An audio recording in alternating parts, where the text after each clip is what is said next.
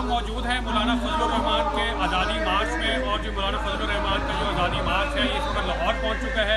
ये मौलाना साहब का कंटेनर है जो कि उनके मार्च के साथ साथ मूव कर रहा है। इस कंटेनर में यहाँ पे साउंड सिस्टम लगाया गया है। साउंड सिस्टम के साथ यहाँ पे हर तरह की इनको एक्सेस दी गई है कि साउंड सिस्टम के जरिए कंट्रोल करते हैं। ये साउंड कंटेनर के अंदर से बाहर के मनाजिर है जहाँ पे जमीयत के जो कारकुनान हैं और जो दीगर लोग हैं वो यहाँ पर मौजूद हैं। तो यहाँ कंटेनर के अंदर एक डीप फ्रीज़र मौजूद है जो कि यहाँ पे पानी और जो दीगर मशरूबात है उनको रखा गया है। साथ ही साथ एक छोटा सा यहाँ पे कमरा बनाया गया है जो कि मौलाना साहब के अगर उनको ज़रूरत पड़ती है तो उसमें यहाँ पे क़याम कर सकते हैं। इसको लॉक किया हुआ है। यहाँ पे अभी कालीन बिछाया हुआ है कि अगर यहाँ पे जो दीगर लोग हैं वो यहाँ पे बैठ सके। इसके साथ साथ एक AC भी जो है वो इस कंटेनर के अंदर लगाया गया है कि गर्मी की सूरत में यहाँ पे इसको काम दिया जा सके।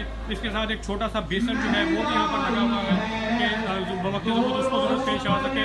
और एक वॉशरूम है ताकि जब भी वो ज़रूरत पड़े तो वो इस्तेमाल करें। और ये वो रास्ता है जो कंटेनर की छत के ऊपर जाता है जहाँ से जो मस्जिद की आइडिया है वो यहाँ से खताब करते हैं।